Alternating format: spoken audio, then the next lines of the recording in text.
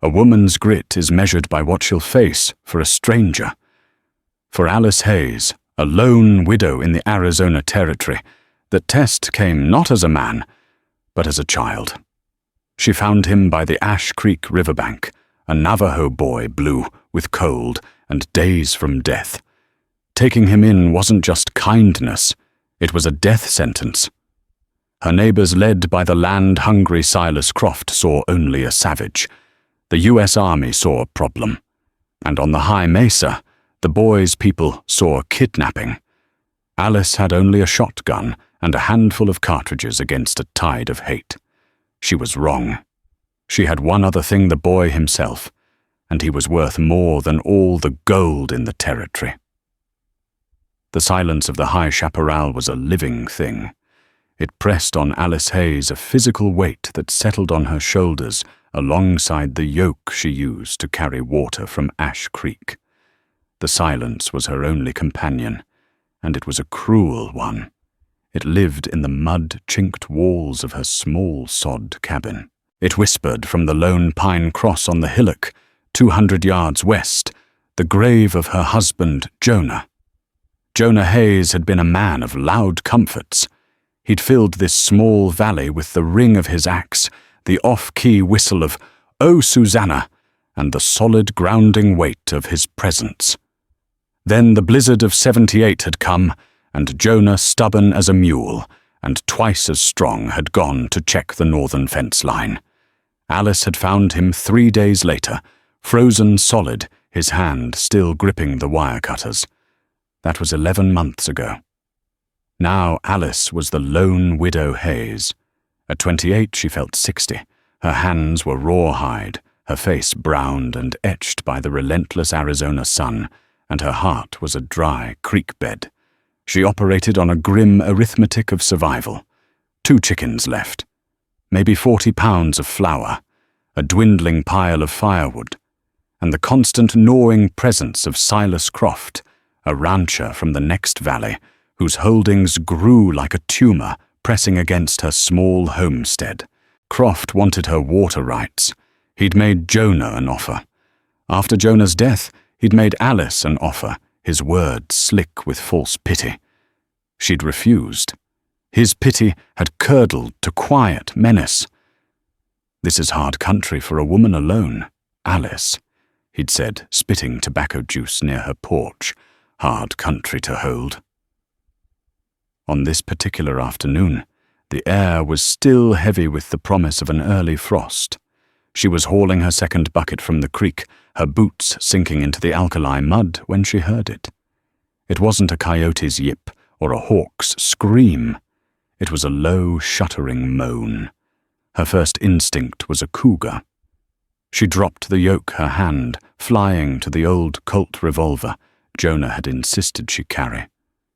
She scanned the dense line of willows and cottonwoods that choked the creek bank. Nothing.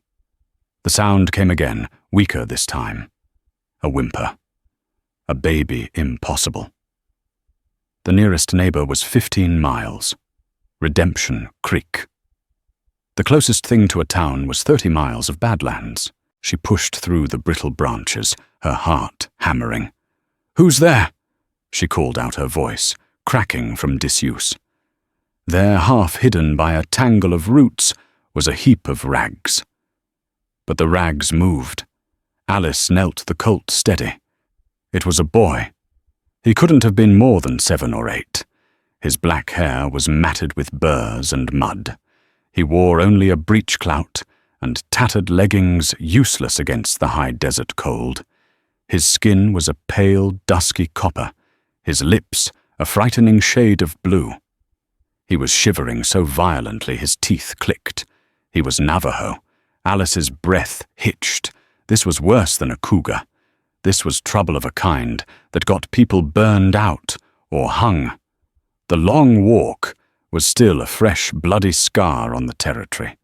The settlers in Redemption Creek spoke of the Dene, the Navajo, as vipers, to be found with a Navajo child. The boy's eyes fluttered open. They were black, deep, and clouded with fever. He didn't look at her. He looked through her at nothing. He was dying. All the politics, All the fear, all the warnings from Silas Croft, they evaporated. Alice was a widow who had prayed for a child, a prayer God had seen fit to ignore. Jonah was gone. Her life was a barren stretch of dust, and here was a small, shivering piece of life about to be extinguished. "Oh, Lord," she whispered. She holstered the pistol. She slid her arms under him. He weighed almost nothing. His skin was icy, but a dry, dangerous heat radiated from his core. Fever. He let out a tiny broken sound as she lifted him. He was too weak to fight, too sick to be afraid. "I've got you," she murmured, pulling him against her chest. "I've got you, child." She left the water buckets. She left the yoke. She carried the boy back to the cabin, her steps certain. She kicked the door shut, sliding the thick wooden bar into place. The silence of the valley was broken. Alice Hayes was no longer alone, and she had just invited the world to come crashing down upon her. The boy's name, she would later learn, was Bidzil. It meant, "He is strong." It was a cruel irony. In those first 48 hours, he was anything but. He was a ghost in Jonah's old bed, lost in the folds of the thick wool blankets. Alice worked with a grim, practiced efficiency. She'd broken fevers in calves, mended split hooves, and stitched up her own arm after a barbed wire snag. A boy was just smaller. She forced spoonfuls of lukewarm, broth-thinned rabbit stew between his cracked lips. She soaked rags in cool creek water and laid them on his forehead. He thrashed in a delirium, crying out in a language she didn't understand. The words were sharp, guttural, full of fear. "Hush now," she'd say, her voice low and steady, the same one she used to gentle a spooked mare. "You're safe. You're warm." He didn't understand the words, but he seemed to understand the tone. Slowly the thrashing would subside, and he'd fall back into a troubled sleep. In his brief moments of lucidity, his eyes would fix on her. They were wide with a terror that cut her to the quick. He was a wild thing, trapped in a snare. He flinched when she moved too fast. "I'm Alice," she said, pointing to herself. "Alice, water." She held up a dipper. He just stared. She saw the calculation in his eyes. Is this white woman a new kind of captor? The Bosque Redondo Reservation, the prison camp, was a fresh memory for his people. He had no reason to trust her. On the third morning, she found him awake and staring at the object she'd placed on the small table by the bed. It was a small amulet, a piece of polished turquoise tied with a leather thong, which she had found clutched in his hand when she brought him in. She had cleaned the mud from it. It was beautifully made, the stone a vibrant blue. He looked at the amulet, then at her. He said nothing. "It's yours," she said, pushing it gently toward him. "Yours." He watched her, his small face unreadable. The sound of hoofbeats shattered the quiet. Alice froze. It was too early for the circuit preacher, and she wasn't expecting anyone.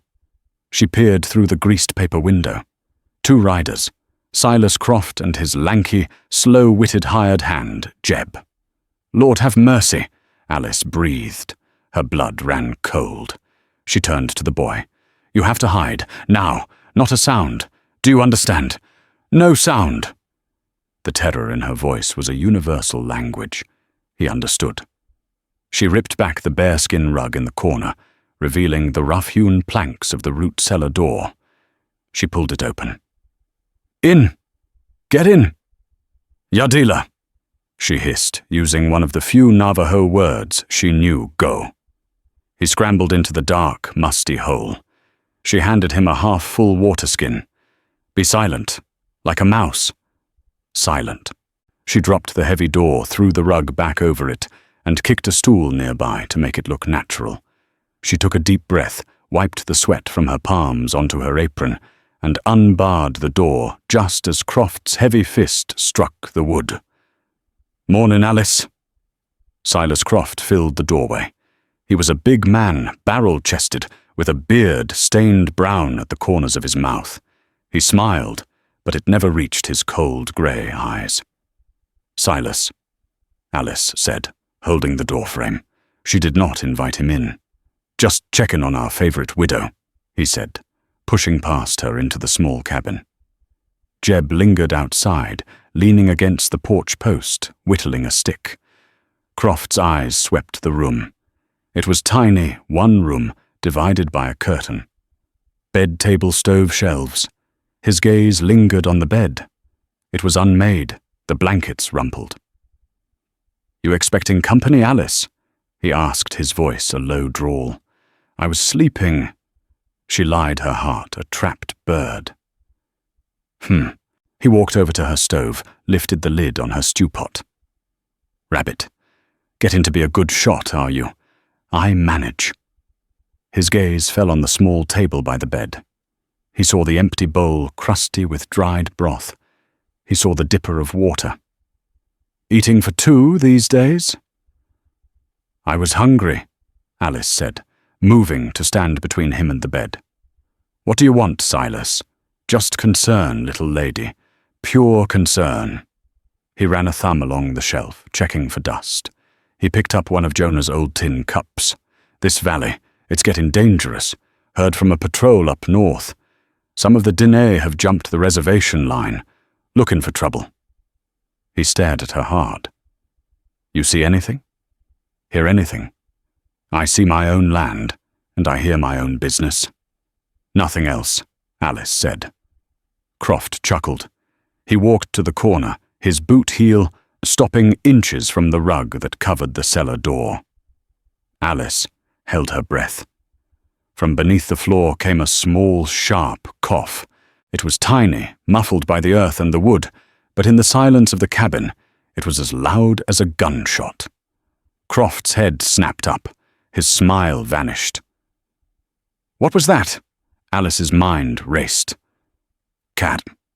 Trapped a barn cat. Got a nest of 'em under the floorboards." Croft stared at her. He didn't believe her. He knew she was lying. She could see the cold calculation in his eyes. He took a step toward the rug. "Silas." Alice said, her voice sharp. She had moved to the wall, and her hand was now resting on the stock of Jonah's shotgun. He looked at the gun, then at her. He knew Alice. He knew she could use it, but he also knew she wouldn't murder a man in cold blood. "A cat," he repeated, savoring the word. "Right." He tipped his hat. "You be careful, Alice. This land, it has a way of swallowing people who try to hold it alone, especially people who keep secrets." He turned and strode out. "Jeb, we're leaving." Alice barred the door behind him and leaned against it, shaking. She waited until the sound of their hoofbeats faded into the distance. Only then did she pull back the rug and open the cellar door. Bidziel crawled out, his eyes wide. He had heard. He had understood the menace. He looked at Alice, then at the shotgun still in her hand. He knew with absolute certainty that this woman had just put her life between his and the man with the cold eyes. He didn't speak. He just picked up the empty broth bowl and held it out. He was hungry. It was the first time he had asked for anything. It was the beginning of trust. The boy's fever broke, but the sickness was replaced by a hollow-eyed hunger and a persistent racking cough. The rabbit broth wasn't enough. The small wound on his ankle, which Alice had cleaned, was now rimmed with an angry red. He needed medicine. He needed real food. Alice looked at her stores. The flour was low, the salt pork nearly gone. She needed quinine for the infection and maybe laudanum for the pain. She needed supplies, and that meant a 30-mile ride to Redemption Creek. "I have to go," she told Bidziel, using simple gestures. "Town, Niadi," she said, pointing east. "Food." The boy's eyes widened. He knew what town meant. It meant soldiers. It meant men like Silas Croft. He grabbed her sleeve, a small, desperate gesture. "I will come back," she said, prying his fingers loose. "I promise." She pointed to him, then to the cellar. "Hide. If you hear horses, hide." She barred the door from the outside, a risky move, but she couldn't risk him wandering or Croft returning. She saddled her old mare. Bess slid the shotgun into the scabbard and set off the rising sun at her back. The ride was a special kind of hell. Every shadow seemed to hold a rider. Every gust of wind sounded like a whispered threat. She was a lone woman carrying money, heading to a town where she had no allies. Redemption Creek wasn't much. It was a single dusty street, 2 saloons, a blacksmith, a livery and miller's mercantile, the beginning and end of civilization in this part of the territory. She tied Bess to the hitching post outside Miller's, the scent of stale beer and manure hanging in the air. Men on the saloon porch stopped talking. They watched her. The Calloway sisters' wives of 2 local ranchers crossed the street, pulling their skirts close, pointedly ignoring her. Alice's presence was an uncomfortable reminder. She was a widow, a failure in the harsh math of the frontier. And now rumors had begun to circle.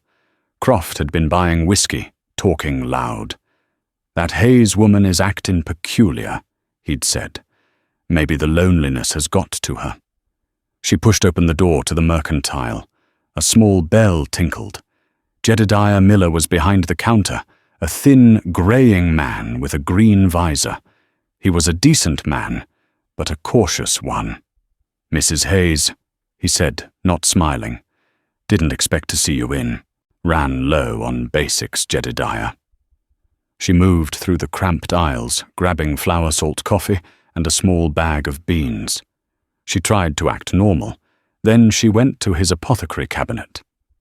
"Need a bottle of quinine," she said, her voice low. "And some laudanum." Jedediah stopped polishing the counter. He looked at her over his spectacles. "You ailin' Alice. That cough of yours sounds bad." "Just a chill," she said. "And the quinine, my mare, she's got a fester." Jedediah looked at her, his expression a mixture of pity and fear. "Alice," he whispered, leaning closer. "You need to be careful. Silas Croft was in here yesterday. Asking about who's been buying extra. He's got folks listening. I can buy what I need, can't I?" Alice's temper flared. Of course. He quickly wrapped the bottles in brown paper. "But he's riled up. Talking about the treaty, talking about how the army ain't doing its job. Folks are scared. Scared people do stupid things." "Let him talk," Alice said, paying with her precious coins. "He ain't just talking, Alice. He's putting together a regulator committee. Says he's going to patrol the valleys himself since the cavalry's useless." This was bad. Very bad. A regulator committee was a polite name for a lynch mob. "Thank you, Jedediah." She grabbed her sacks. "You're a good man. I'm a worried one. Get on home. And whatever you're doing, stop." She pushed out into the sunlight, her stomach in a cold knot, and standing right in front of her, blocking her path to Bess, was Silas Croft. He wasn't alone. Jeb was with him, and 2 other hard-faced men she recognized from the saloon. They had rifles. "Well, look here," Croft said, his voice loud enough for the whole street to hear. The little widow, all the way in town, must be desperate for something. Alice tried to push past him. "Excuse me, Silas." He blocked her, putting a hand on her flour sack. "What's in the bag, Alice?" "Something interesting." He sniffed it. "Flour, beans, and—" He tapped the small paper-wrapped parcel. "Medicine." He snatched it. Alice grabbed for it, but he held it high. "Now why would your mare need laudanum?" The street had gone silent. Everyone was watching. "Give it back," Alice said, her voice shaking with rage. "That's mine. Is it—" Croft tore the paper open. Quinine and laudanum. That's for a man-sized fever, Alice, not a horse. He stared at her, his eyes glittering with triumph. He knew. You're harboring one, ain't you? He hissed, his voice dropping. You got one of those red-skinned devils tucked away at your place. A collective gasp went up from the women across the street. You're insane, Alice spat. Am I? Croft shoved the medicine into his own pocket. We'll see. We're riding out your way tomorrow, Alice, my regulators. We're gonna sweep that valley clear of vermin, and we'll start under your floorboards. He shoved her hard. She stumbled back, falling into the dust. The sacks of flour and beans split open, spilling her precious supplies into the dirt. The men on the porch laughed. The Calloway sisters looked away. Alice sat in the dust, the flour mixing with the manure. She was humiliated. She was exposed, and she was utterly, completely alone. Croft mounted his horse. Tomorrow, Alice. Reckon your land will finally be for sale. They rode out, leaving her there. She stayed in the dust for a long minute. Then she saw a small, dirty hand reach down. It was Billy the stable boy, no more than 15. He didn't say anything. He just helped her gather what little she could salvage from the spilled flour. Jedediah Miller watched from his window, his face pale. He didn't come out. Alice mounted Bess, her face a mask of cold fury. She had lost the medicine. She had lost the food. And she had until tomorrow, before Croft and his mob arrived. She rode Bess harder than she ever had, before racing the sun and the coming darkness. She arrived back at the cabin in a desperate lather, the mare wheezing. The sun was a bloody smear on the western mesa. She had failed. She had no medicine, barely any food, and a lynch mob was 24 hours away. She burst into the cabin. Bidzeel was not in the cellar. "Boy!" she yelled, panic rising. "Bidzeel!" He was huddled in the dark corner by the cold stove, shivering again. But this time, it wasn't from fever.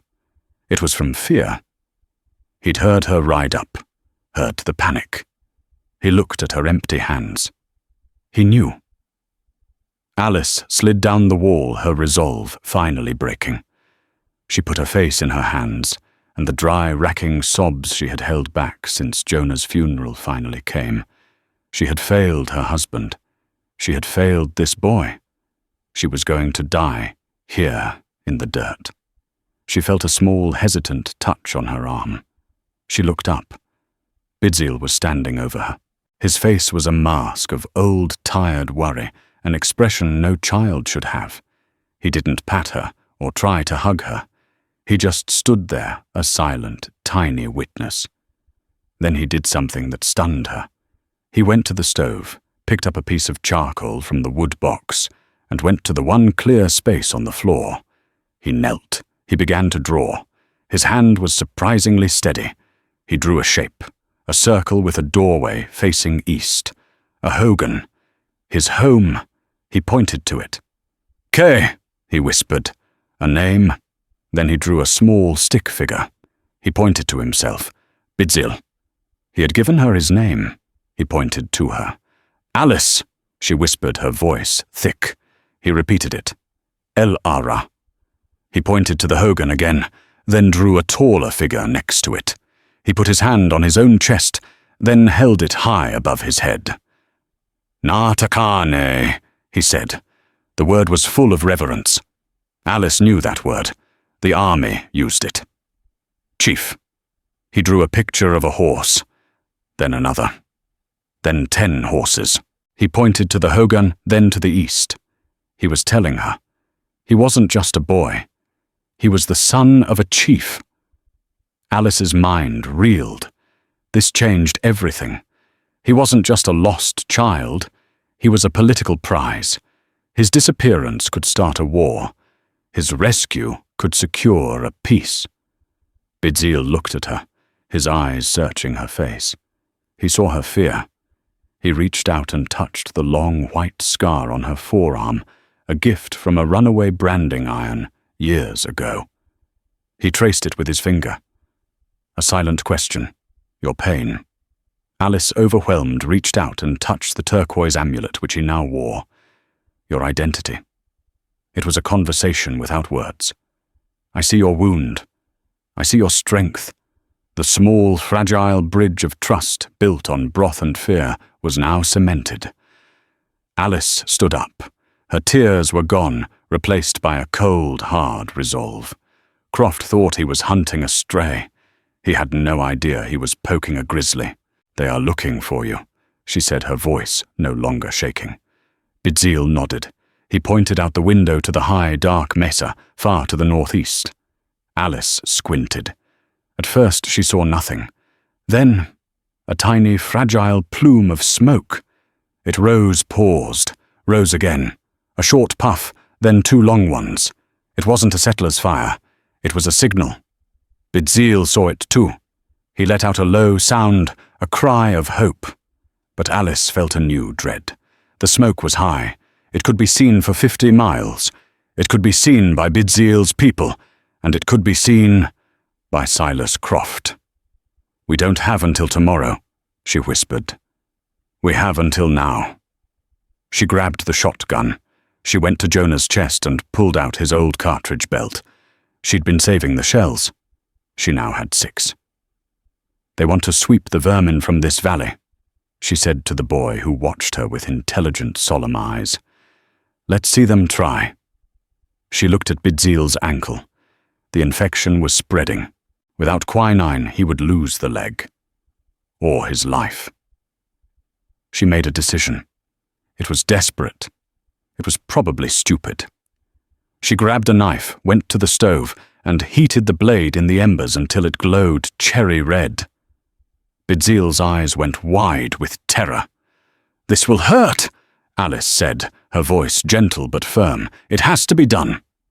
She tore a strip from her cleanest petticoat for a bandage. He didn't fight her. He just clamped his jaw shut and stared at the ceiling, his small hands gripping the blanket. Alice knelt, took a deep breath, and pressed the glowing blade to the wound. Bidzil screamed. It was a thin, terrible sound that was swallowed by the cabin walls, but he did not pull away. Alice's hands were shaking, sweat pouring down her face. She bound the seared flesh. It was a brutal frontier cure, but it was all she had. She gave him a dipper of water. He drank, his body shaking in reaction. Good, she whispered. Good boy. Bidzil, you are strong. The bond was sealed, not in broth, but in fire and pain. The sun was a cruel, low-hanging orange when the riders came. Alice had been watching the ridgeline for hours. She'd moved Bidzil back into the cellar this time with a blanket and her full water skin. You know the rule, Bidzil. Not a sound. No matter what you hear. Not a sound. He'd only nodded his face, pale and tight from the pain in his ankle. Alice sat in the cabin's one chair, the shotgun across her lap. She wasn't waiting for them. She was hunting them. There were 4 of them. Croft, Jeb, and the 2 hard-faced men from town. They weren't a regulator committee. They were a gang they didn't knock. The door burst open, slamming against the wall. Silas Croft stood there, a sneer on his face. Time's up, Alice. This is my property, Silas. Get out. Her voice was low and steady. The shotgun was pointed right at his belly. Croft laughed. Put that down. You ain't gonna use it. He stepped inside his men, fanning out behind him. This is your last chance, Alice said. Leave, now. Or what? Croft said. You'll shoot me. Go ahead. Jeb'll put a bullet in you before you hit the floor, and then we'll find what you're hiding, and we'll burn this shack to the ground anyway. He was right. She couldn't shoot all 4. Search the place, Croft ordered. The men were brutal. They weren't searching, they were destroying. One of them, a man named Taggart, overturned her meager shelf of preserves. Glass shattered. He kicked over her flour bin, the last of her food. Jeb pulled the curtain back from her bed, ripped the blankets off. "Nothing here, boss." "Check the stove. Check the chimney." Alice sat still, her knuckles white on the shotgun. Every crash of her property was a blow. "He's here," Croft said, his voice dropping. "I can smell him." He walked the perimeter of the small room, his boots loud on the planks. He stopped, right in front of the bear-skin rug. "Well, well," he said. He nudged the rug with his boot. "What's this my root cellar?" Alice said, her voice dead. "Is it?" Croft smiled at her. "Jeb, move the rug." Jeb hesitated, looking at Alice's shotgun. "Move it," Croft roared. Jeb kicked the rug aside, revealing the plank door. "Open it," Croft commanded. Alice stood up. The shotgun came with her. "No. Alice, I am tired of this." Croft unholstered his own pistol. "You've been consorting with savages. That's a crime in this territory. We're here to enforce the law." "You are not the law, Silas." "I am today." He nodded to Jeb. "Open it." Jeb reached for the metal ring on the door. Alice swung the butt of the shotgun fast and hard. She wasn't trying to shoot. She was trying to break. She caught Jeb square on the side of the head. He went down with a grunt. Taggart raised his rifle. "Why you— Don't!" Croft yelled. In that one chaotic second, the cellar door flew open from below. Bidzeel scrambled out. He wasn't the shivering, sick child from the river. He was the boy who had endured the hot knife. He was the son of a chief. He held the small skinning knife Alice had left in the cellar. He was limping heavily, but he moved to stand beside Alice, placing himself between her and Croft. He raised the knife, a tiny, furious defender. The cabin went utterly silent. Croft stared. His face, which had been contorted with rage, slowly broke into a twisted, victorious smile. "I'll be," he whispered. "Look at that, a little prairie dog come to fight." He laughed, a harsh, barking sound. "All this for that." "He's just a child, Silas," Alice said, her shotgun now wavering. She couldn't cover them all. "He's a buck," Taggart snarled, wiping blood from his lip where Jeb had stumbled into him. "Grows up to be a warrior, a killer. The bounty's still good on him alive or dead," Croft said, his eyes gleaming. "And even if it ain't, I get this land. We'll say he attacked us. You too, Alice. Tragic. A woman killed by the savage she was trying to save."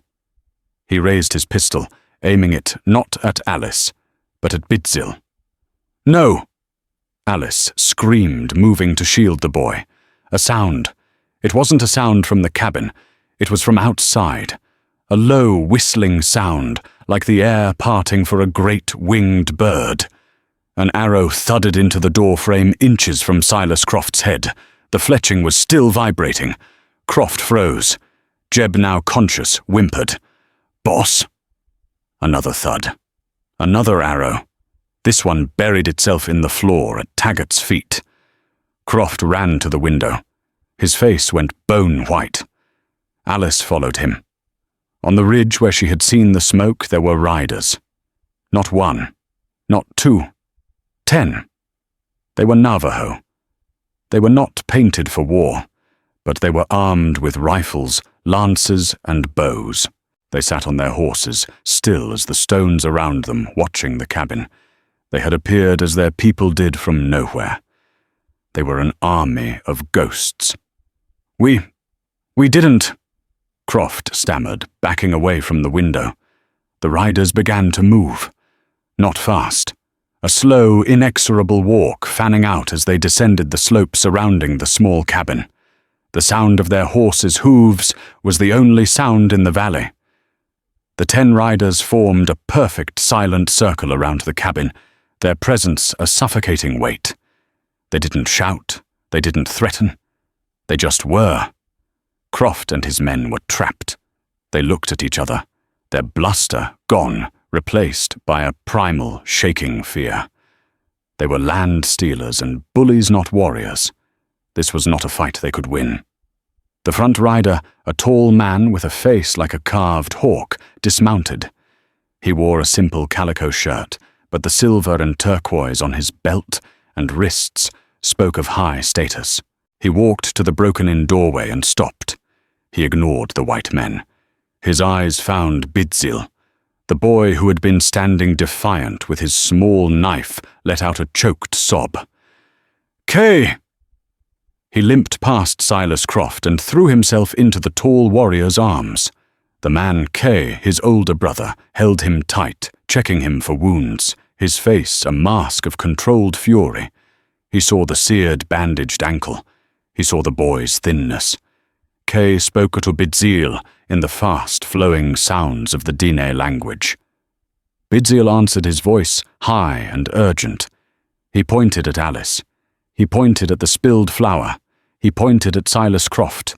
He pointed at the shotgun in Alice's hand. Kay listened. His expression didn't change, but his eyes, when he finally turned them, were black ice. He looked at Alice first. He studied her. He saw the exhaustion, the fear, and the defiance. Then he looked at Silas Croft. "You," Kay said. His English was slow, precise, and heavily accented. "You are the one called Croft."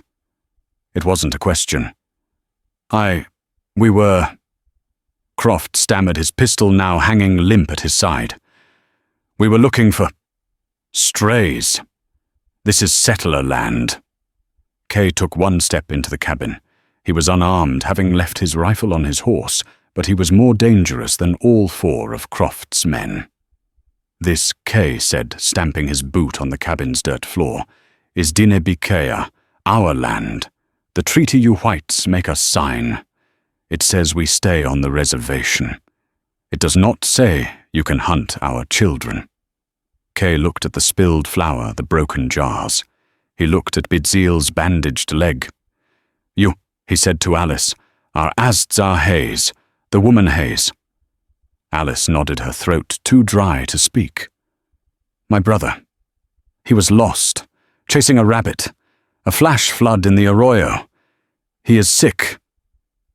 "Fever," Alice whispered. "His ankle. It was... I had to." Kay looked at the wound again, then back at Alice. He nodded a sharp, quick gesture of understanding. A battlefield cure. He respected it. "And you," he said, turning back to Croft, who had begun to sweat profusely. "You come to take him. He was a fugitive," Croft tried. "He is a child." "Boss," Jeb whimpered from the floor. "Let's just go. Let's just apologize and go." "Shut up, Jeb," Croft snapped, but his own voice was shaking. Kay raised his hand. It was not a gesture of peace. It was a signal. The tension broke. Alice expected a bloodbath. She expected the riders to swarm the cabin to take their vengeance for the humiliation, for the threat to the boy. Instead, two of the riders dismounted and led two pack mules forward. The mules were laden piled high with thick woven blankets, heavy sacks, and tanned hides. Kay stepped back from the doorway. "My brother, Bidzil. He is the son of Natani Tso." The name hit the room like a physical blow. Chief Tso. The Chief Tso. Not some minor headman. Tso was the leader of the Chishi Diné, the Chiricahua Apache Navajo, a man who commanded 1,000 warriors, a man whose signature on the treaty was the only thing keeping the entire territory from exploding into a full-scale war. Silas Croft's face went from white to a sickly pale green. He realized in that moment what he had done. He hadn't just threatened a random boy. He had put a gun on the son of the most powerful Diné leader south of the San Juan. He had threatened to kill him for bounty. "My father," Kay continued, his voice cold and clear, "knows his son is alive. The Aztzar told us." He pointed to the sky, the smoke signals. Alice stared. I didn't... "No," Kay said. "The fire in your stove. We have watched this cabin for 2 days. We saw the smoke stop, then start, stop, then start. You kept the boy warm. You kept him alive. The smoke told us. Hozu peace balance was in this house. He turned to his men. Unload. The Navajo riders, in complete silence, began bringing the gifts into Alice's cabin. They didn't just drop them. They placed them with intention. Sack after sack of blue cornmeal, dried venison, sacks of pinto beans, smoked fish, and blankets. Thick, beautiful, priceless Navajo blankets woven in patterns of red, black, and white. They piled the supplies on the floor, covering the mess Croft's men had made, burying the spilled flour under an avalanche of wealth. It was more food and supplies than Alice had seen in her entire life. It was enough to last her 3 winters. Kay spoke. My father, Chief Tso, sends this. He is a man of honor. He repays life with life. He sends warmth for the cold. He sends grain for the empty. Bidzil walked over to Alice. He was no longer a patient. He was a prince. He took the turquoise amulet from his neck and pressed it into her hand. He says, Kay translated, "This is for you. So all Dene will know you are Kay. You are a friend. You are family. No Dene will ever raise a hand to this house. Ever." Alice closed her hand around the warm stone. She was speechless. Kay turned his gaze for the last time to Silas Croft. The air in the cabin was thick with the smell of corn-cured meat and Silas Croft's terror. Kay did not raise his voice. He didn't need to. His power was absolute. He walked until he was inches from Croft. And what, he asked, does the white man bring? He brings fire. He brings steel. He spills the food of a widow. It was a mistake, Croft whispered, his eyes darting to his men who refused to meet his gaze. Taggart had his hands raised slightly away from his rifle. "Dinardio, this is a lie," Kay said. "My brother told me. You came before. You saw the child. You returned with guns." He looked at Jeb, still on the floor. "You?" Jeb scrambled backward. "I didn't do nothing, I was just with him." Kay looked at Taggart and the other man. "You ride with this one? This Chidi ghost, devil." Taggart violently shook his head. No, sir. I was hired for a patrol, that's all. I ain't part of this." He dropped his rifle. It clattered to the floor. The other man did the same. Croft was alone. "You have broken the treaty," Kay said. "You have threatened the son of the Natani. You have threatened a woman under our watch. My father, he wants peace. He works hard for peace. But men like you make it difficult." He paused. "We will not kill you. We are not savages." He spat the last word. "We will let the white man's law deal with you." The law?" Croft stammered, confused. "I have sent 2 riders to Fort Wingate. They carry a message for the colonel. They will tell him that Silas Croft, a rancher, tried to murder the son of Chief Tizzo. They will tell him you ride with a lynch mob, the U.S. Army. They do not like when you start a war they have to finish." Croft's entire world collapsed. His regulator committee was now a lynch mob. He hadn't just broken a local custom. He had committed a federal crime that endangered the entire territory. The army would hang him to appease Tso. He was ruined. "Get out," Kay said. My gun. Leave it." Croft, shaking his face slack with shock, unbuckled his gun belt and let it fall. "Jeb, Taggart, let's go." "No," Kay said. He pointed to Jeb, Taggart, and the other man. "You 3, you will walk to Redemption Creek, to think about the man you follow." He looked at Croft. You will ride, to tell the town why your men are walking. You will tell them that Azdza Hayes is Kay to the Dene. You will tell them she is protected by me, By Natanitsu, if so much as one of her chickens is missing, we will know who to ask." Croft, utterly broken, stumbled out of the cabin. He mounted his horse, a defeated man. His 3 regulators stood in the dust, watching him, their faces a mask of fury and fear.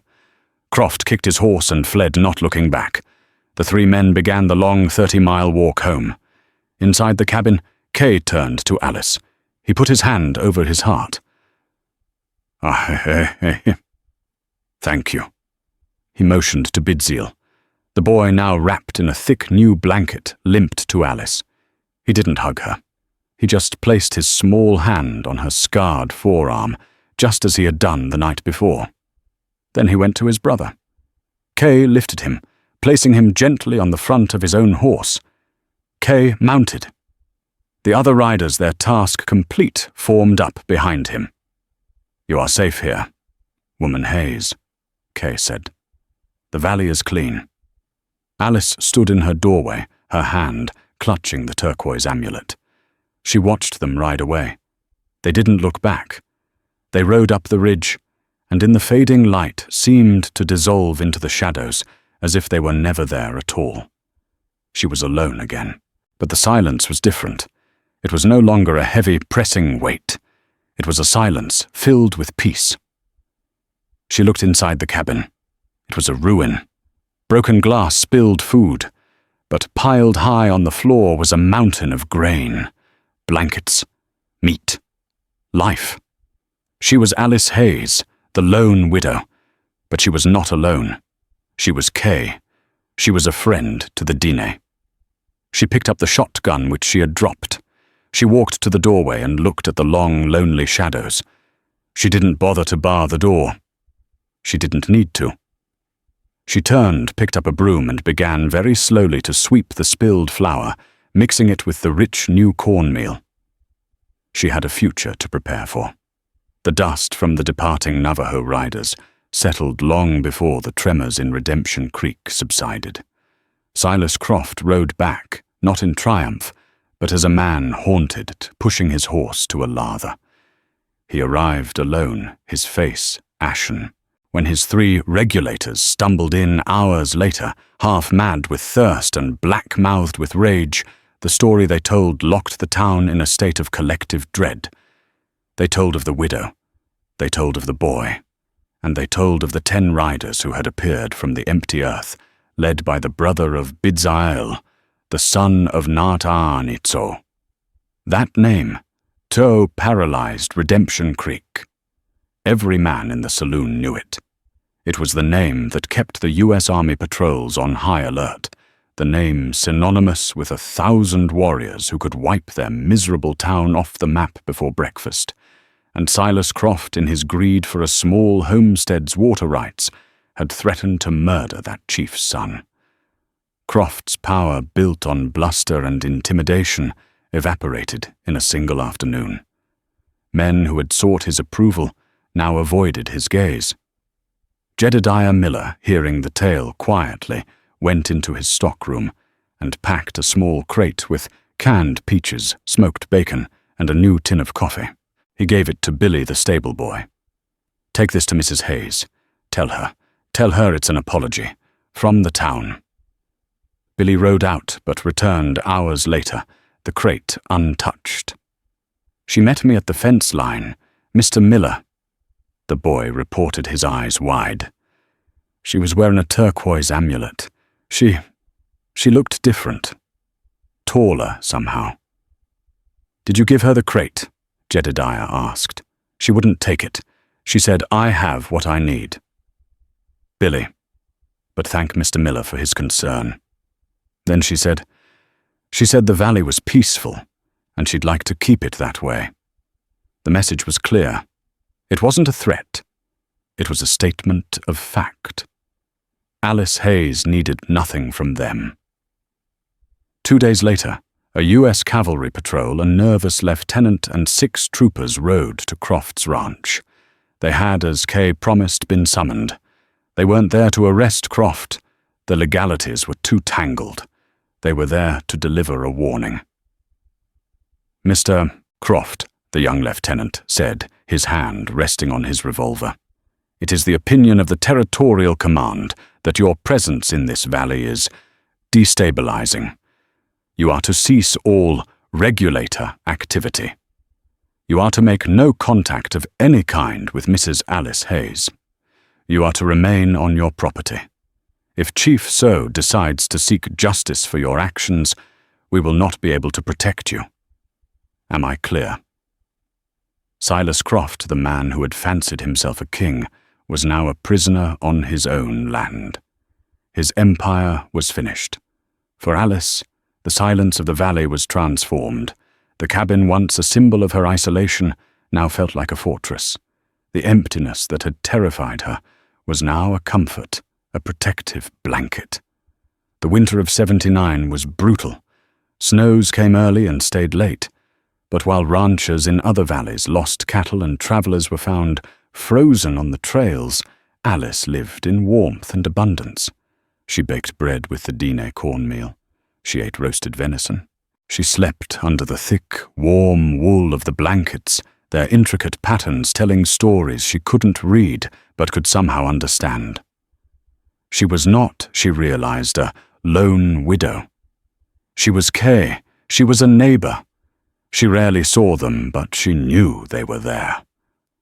Sometimes at dusk, she would see the silhouette of a single rider on the high northeastern mesa.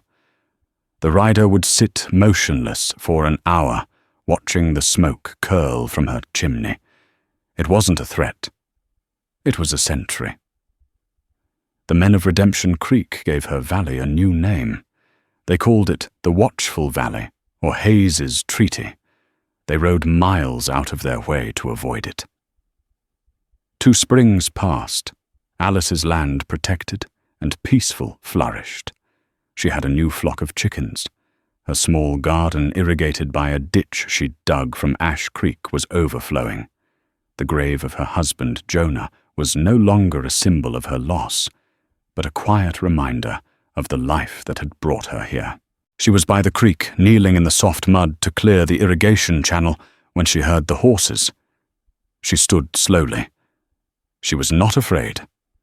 She wore the turquoise amulet every day, its stone warmed by her skin. They were not ghosts this time.